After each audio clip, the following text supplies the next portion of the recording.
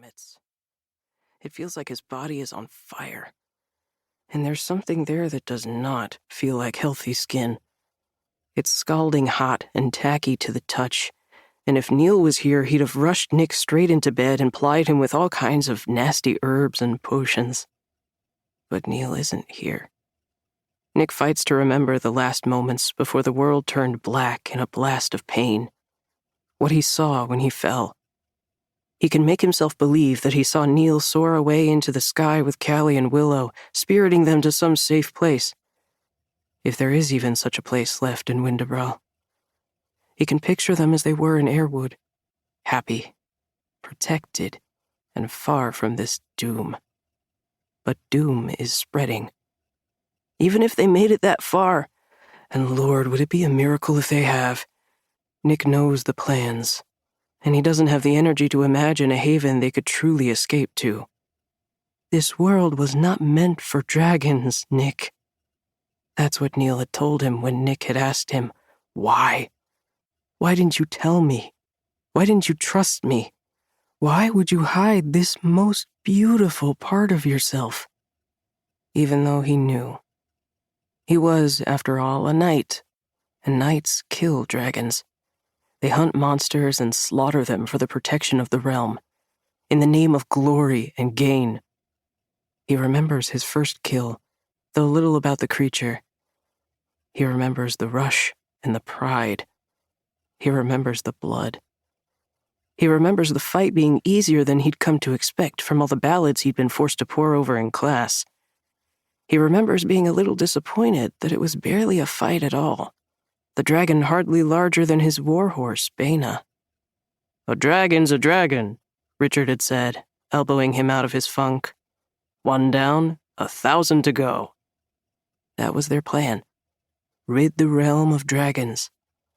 They would live forever in pages and on stages, known in perpetuity as the greatest heroes Windabral had ever seen. That first dragon, his first kill, was probably a kid. He would put his head in his hands if they weren't shackled to the wall. Look at the king's champion now. When he dreams of Callie. Good kid. Damn good kid. How they came from him and Karen, Nick could not fathom. No, that's not right. Him and Neil. Mostly Neil. Neil saved that kid. Them both. Nick remembers who he was before Neil, and it twists his stomach in a way that has nothing to do with hunger. It's embarrassing, shameful, and if he had a chance to do it all over, he would. 1,000 times. 1,000 different ways. Even if he ended up right back here, so long as Callie and Neil were safe. But that's not how real life works. It isn't a book you can close or a ballad in which heroes always triumph over monsters.